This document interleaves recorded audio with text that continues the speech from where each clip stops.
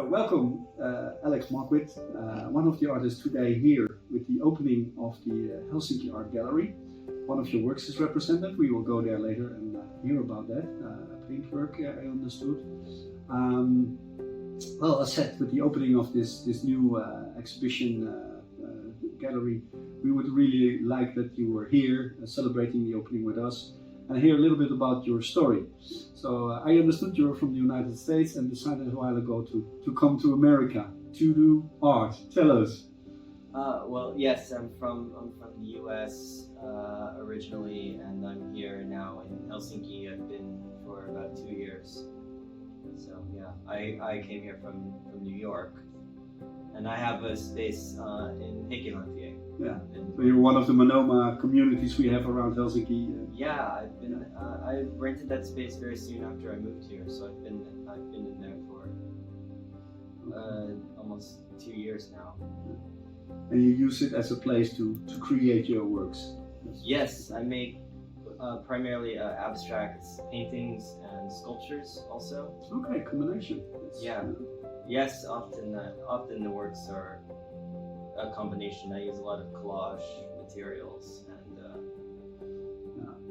and then Monoma said we open up this opportunity for artists, not just from here but from anywhere in Europe actually, to start selling their work. It's a gift from our company towards the community in Europe, celebrating 30 years of Monoma, and actually to help you also to get a little bit of money out of your works.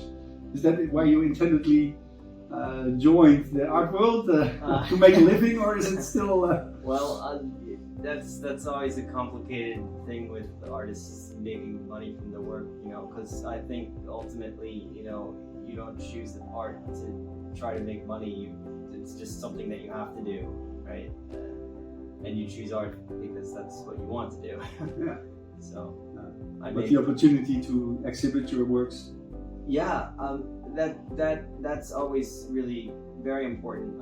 I think having the work seen and available to the public is an important part of being an artist, because if you're just working in your studio with the door closed all the time and no one sees the work, then they have to be able to get out into the world at some point. Good. Yeah. Well, yeah, let's see if maybe some auction bidding will be going on, not just here today with the physical people, but online as well. Hopefully. Yeah. That's but so far you've uploaded one piece. I have, yeah. Well, I actually, I didn't know I could upload more than one, so maybe I should. Well, that's work in progress. We are also, for us, it's the first, so we are starting up the concept. Today we're actually testing the app to see if it works really well, because now you have both the physical work and you have the app where you can do the bidding and you can meet the artist. So we thought, let's bring that all together, and it's for us also a learning experience, to be honest. Let's see how we can copy paste that across Europe. So yeah, but you were sorry, I was disturbing you. You said you were excited with the opportunity. Yeah, I think you guys do have a lot of creative people in the spaces. Just in Heikilantie, I have met a few people who are, making art, and it's really good to have the opportunity here to bring our works together, because usually, we're quite private. We just do our own thing in the studio rooms with the doors closed, so we don't even get a chance to see what everyone's working on. And in Heikilantie, there's also startups companies. There's a mixture of things.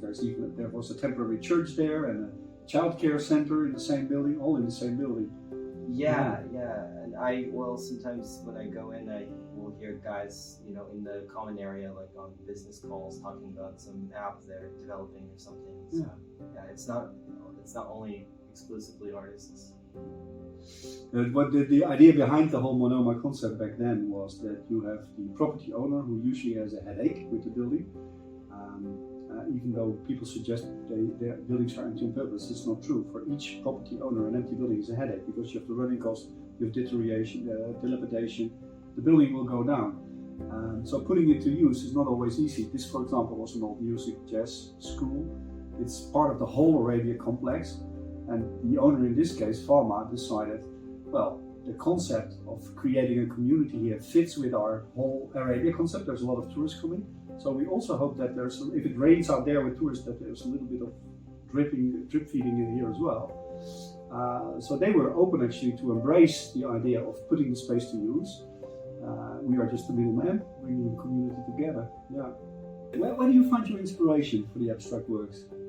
I think that it really just comes from the process of painting itself. Okay. I think with the abstract works particularly, part of that is just dealing with the painting and the materials and trying to focus only on the painting and not bring anything external into it. So if I understand you correctly, if it's dark or winter or summer, it doesn't care for you. Because other artists are sort of opening up and trying to find the inspiration there, and you sort of block yourself. Yeah, well, I like, in the studio, I like artificial light. Okay. I like a consistent light environment, and I don't want to have to rely on the outside. I can work it day or night. So the environment, for me as a non-specialist on art, when I look at it, it has a slight resemblance with famous graffiti works. Your work it seems a little bit also towards graffiti. What's your opinion on that? Yeah, well, I do visually like graffiti often, and I've actually never made graffiti on the street. I think with this work in particular, over the past year and a half or so, I've gotten these spray paints that I can use indoors. Yeah.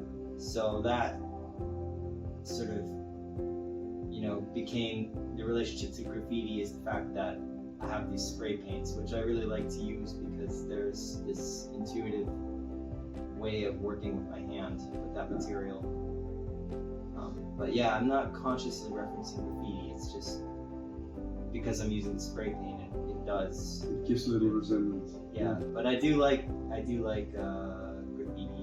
and I've lived in the city for first in New York and now in Helsinki. There's always graffiti around, so definitely it's an influence. Last question for now, and then we go to your actual painting. How do you feel about the fact that your painting will now be judged by the public and they try to put a value on that? How do you value your artwork? It's really hard to put a price on it. Yeah, I value my artwork.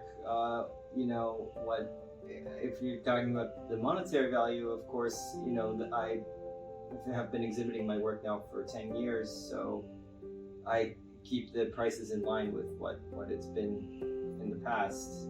But just in terms of how does the public value my artwork, am I afraid of that?